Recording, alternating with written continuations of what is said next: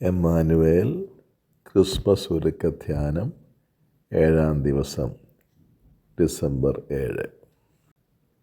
മനുഷ്യൻ്റെ സൗഭാഗ്യാവസ്ഥ ദൈവത്തോടുള്ള കൂട്ടായ്മയിലാണ്. ഈ വിഷയത്തെപ്പറ്റിയാണ് നാം ഇന്ന് ധ്യാനിക്കുന്നത്. കത്തോലിക്കാ സഭയുടെ മതബോധന ഗ്രന്ഥം 396 ഖണ്ഡികയിൽ സഭ ഇങ്ങനെ പഠിപ്പിക്കുകയാണ്: ദൈവം മനുഷ്യനെ തൻ്റെ ഛായയിൽ സൃഷ്ടിച്ചു, അവനെ തൻ്റെ സൗഹൃദത്തിൽ സ്ഥാപിച്ചു.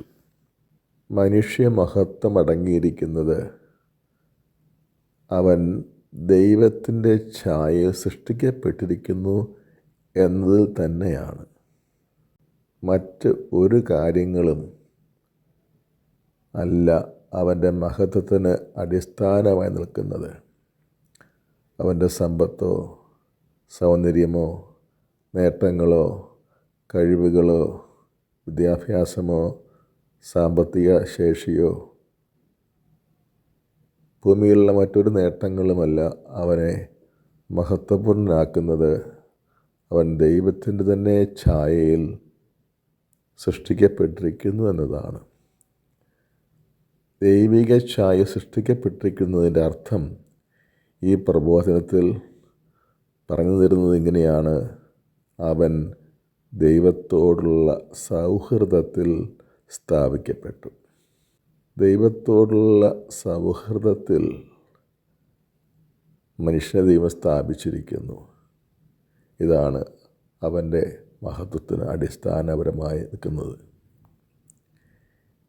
എല്ലാവരും ഇഷ്ടപ്പെടുന്ന ഒന്നാണ് ശ്രേഷ്ഠരായ വ്യക്തികളുമായുള്ള സൗഹൃദം. സമൂഹത്തിൽ ഏറ്റവും ഉന്നതരായിട്ടുള്ളവരുമായുള്ള സൗഹൃദം എല്ലാവരും വളരെയേറെ വിലമതിക്കും. അത് കാത്തു സൂക്ഷിക്കാൻ ജാഗ്രത കാണിക്കും. അത് നഷ്ടമാക്കുന്ന കാര്യങ്ങളിൽ നിന്ന് മനഃപൂർവ്വം ഒഴിഞ്ഞു നിൽക്കുകയും ചെയ്യും. ദൈവത്തോടുള്ള സൗഹൃദത്തിൽ നാം ഓരോരുത്തരും സ്ഥാപിക്കപ്പെട്ടിരിക്കുന്നു എന്നത് പരമമായൊരു സത്യമാണ്. ഇതാണ് നമ്മെ ഏറ്റവും അധികം ആനന്ദിപ്പിക്കുന്ന കാര്യവും.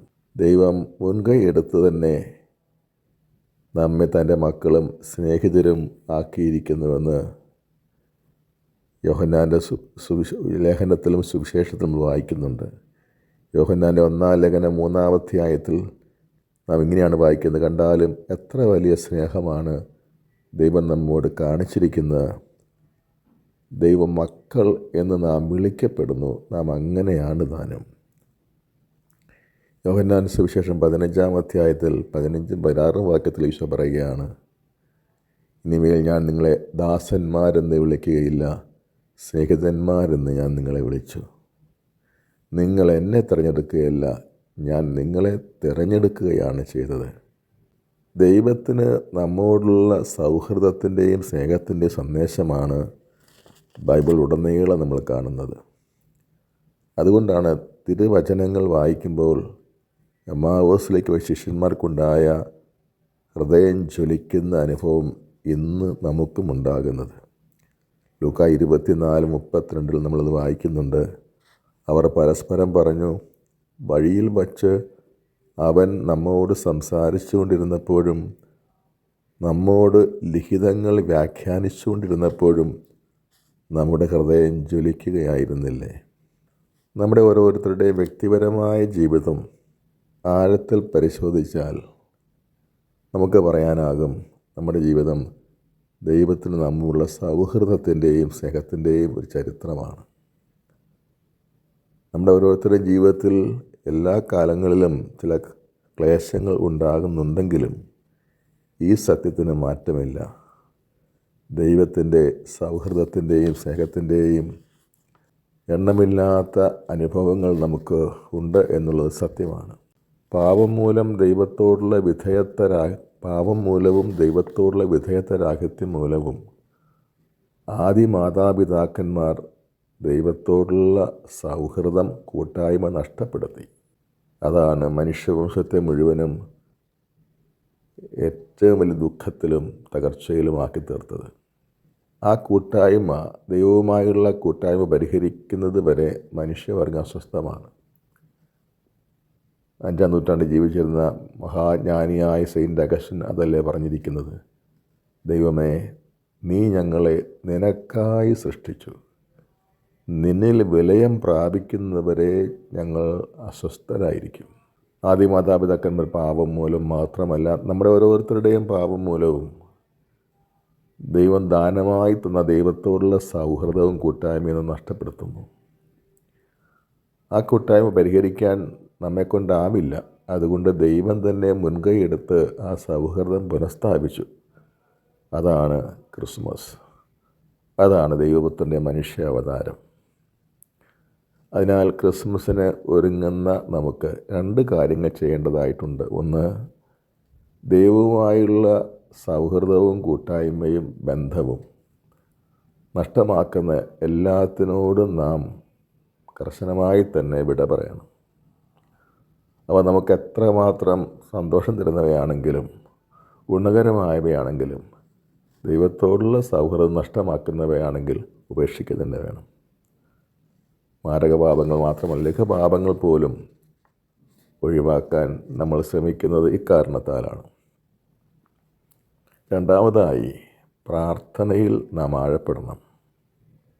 ഏത് സൗഹൃദവും വളരുന്നതും പക്വത പ്രാപിക്കുന്നതും സഹവാസത്തിലൂടെയാണ്.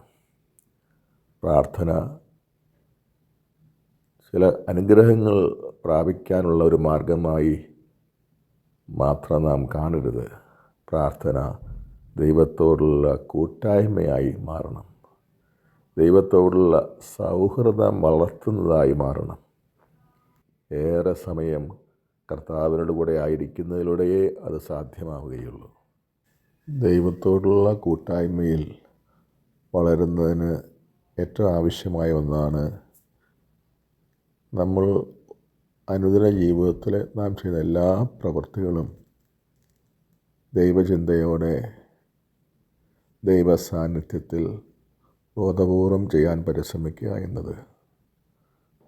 നാം അറിഞ്ഞാലും അറിഞ്ഞില്ലെങ്കിലും ഓർത്താലും ഓർത്തില്ലെങ്കിലും നമ്മുടെ ജീവിതത്തെ എല്ലാത്തിനും ദൈവം ദൃക്സാക്ഷിയാണ്. അതിനാൽ ആ സത്യം നാം ഒന്ന് ബോധപൂർവം ഓർത്ത് പ്രഭാതത്തിൽ ഉണരുന്നത് മുതൽ രാത്രി കർത്താവിൻ്റെ കരങ്ങൾ വിശ്രമിക്കുന്നവരുള്ള എല്ലാ കാര്യങ്ങളും ദൈവത്തോടുള്ള കൂട്ടായ്മയിൽ ചെയ്യുവാൻ നാം പരിശ്രമിച്ചാൽ ദൈവത്തോടുള്ള സൗഹൃദത്തിലും സ്നേഹത്തിലും നാം സ്ഥിരതയോടെ നിൽക്കുകയും വളരുകയും ചെയ്യും. അതിനുകൂടി നമുക്ക് ഈ നോമ്പ് കാലത്ത് പ്രത്യേകം പരിശ്രമിക്കാം. 25 നോമ്പ് കാലം പതിവിൽ കവിഞ്ഞ സമയം കർത്താവിനോട് കൂടെ ചെലവഴിക്കാൻ, പ്രാർത്ഥനയിൽ വസിക്കാൻ നീക്കിവെക്കുക തന്നെ ചെയ്യണം. അപ്പോഴാണ് കർത്താവുമായിട്ടുള്ള കൂട്ടായ്മ നമ്മളിൽ ശക്തിപ്പെടുന്നത്. നമുക്കതിനു വേണ്ടി പരിശ്രമിക്കാം. ഈശോ അനുഗ്രഹിക്കട്ടെ.